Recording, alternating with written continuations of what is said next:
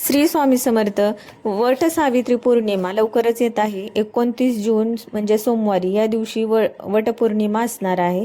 तर या दिवशी आपल्याला पूजा कशी करायची आहे, साहित्य काय काय लागणार आहे, किंवा अभिजित मुहूर्त काय आहे. राहू काळात आपल्याला अजिबात वडाची पूजा करायची नाहीये.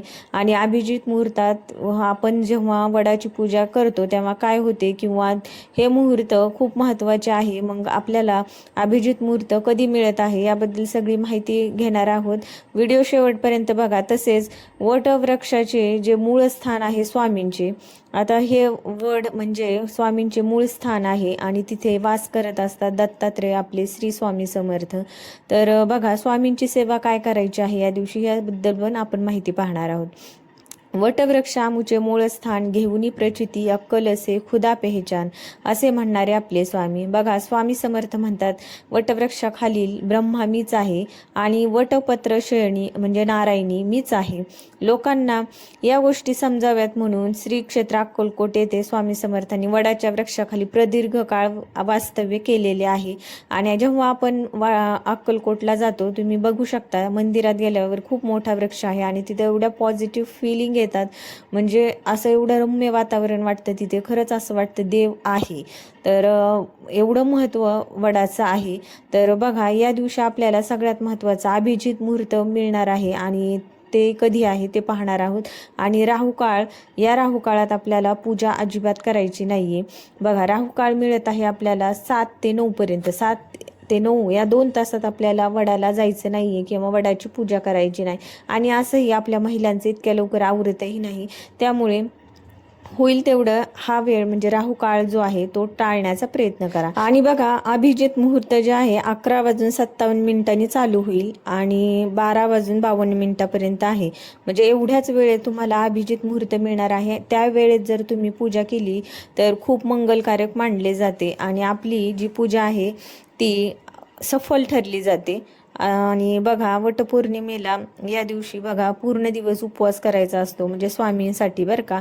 म्हणजे स्वामींसाठी जी पूजा करायची आहे त्याबद्दल मी तुम्हाला सांगत आहे. पूर्ण दिवस उपवास करायचा आहे या दिवशी, वटपौर्णिमेच्या दिवशी. आणि बघा, स्वामींचे पंचोपचार पूजन करायचे आहे. तसेच स्वामींच्या मठात जाऊ शकलात तुम्ही तर मनोभावी पूजन करा जाऊन. अन्यथा तुम्ही नाही जमलं तर घरी, तुमच्या घरीच स्वामींना मनपूर्वक वंदन करू शकता किंवा त्यांना नमस्कार करू शकता. बघा, स्वामींचा आवडता मंत्र जो आहे तारक मंत्राचे पठण करायचं आहे. त्यानंतर स्वामी चरित्राचे तुम्ही अध्याय घेऊ शकलात किंवा तुम्हाला वेळ मिळाला तर नक्की करा.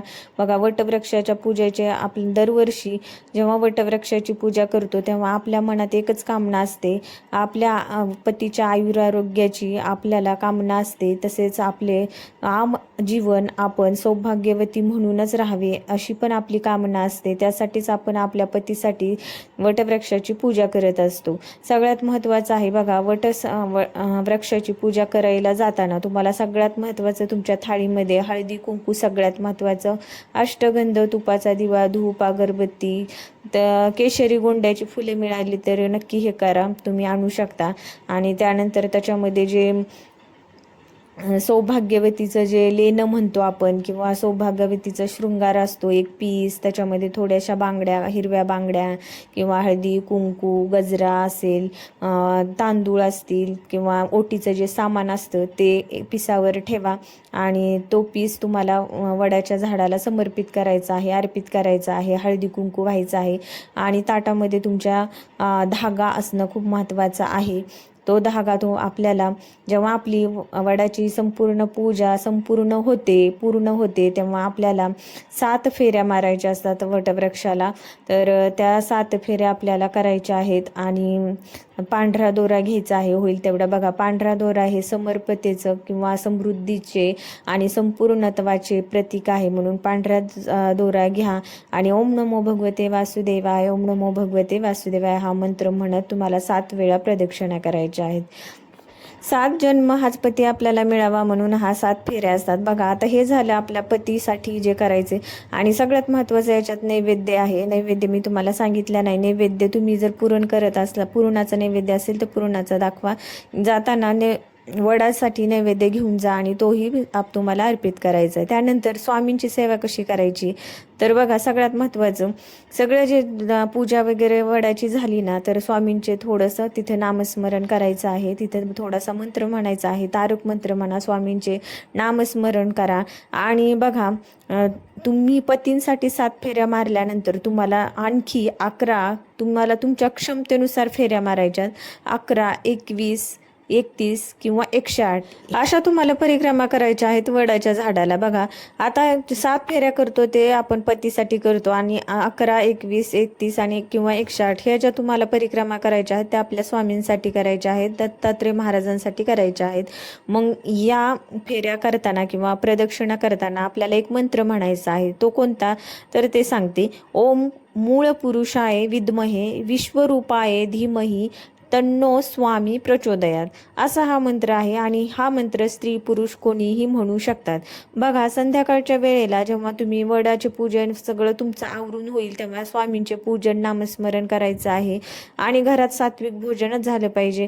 होईल तेवढं सणाच्या दिवशी तरी किमान तुम्ही कांदा लसूण वर्ज्य करावा आणि त्याचा नैवेद्य तुम्ही स्वामींना दाखवू शकता किंवा घरात सगळ्या देवांना दाखवू शकता. आणि बघा, उपवास सोडायचा असेल, उपवास सोडण्यापूर्वी तुम्हाला पुरणपोळीयुक्त नैवेद्य स्वामींना वाढायचा आहे.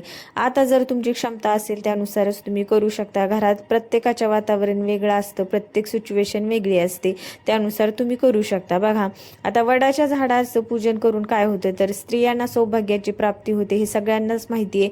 सौभाग्याचे आपल्या रक्षण होते आणि ग्रहसौख्य प्राप्त होते, ऐहिक सुखाची प्राप्ती होते. आता बघा, हे व्रत वर्षातून एकदाच येते आणि दरवर्षी करावे लागते आणि महिलांना करावेच लागते. आणि बघा, हे व्रत केल्याने आपल्या घरात, जेव्हा आपण हे व्रत पतीसाठी तर करतोच, पण जेव्हा स्वामींसाठी पण करतो आणि आपण प्रदक्षिणा घालतो वडाच्या झाडाला स्वामींच्या नावाने, तेव्हा घरातील सुख समृद्धी आपल्या घरात नांदते आणि दारिद्र्य संपून जाते. घरात सुख नांदायला लागते आणि घरात जे काही चिडचिड होत असेल किंवा जे काही वादविवाद असतील, वाईट गोष्टी, निगेटिव्ह गोष्टी असतील, त्या आपल्या घरापासून दूर जातात. चला तर, तुम्हाला माहिती कशी वाटली नक्की सांगा. चॅनलला सबस्क्राईब करा. धन्यवाद. श्री स्वामी समर्थ. रामकृष्ण हरी.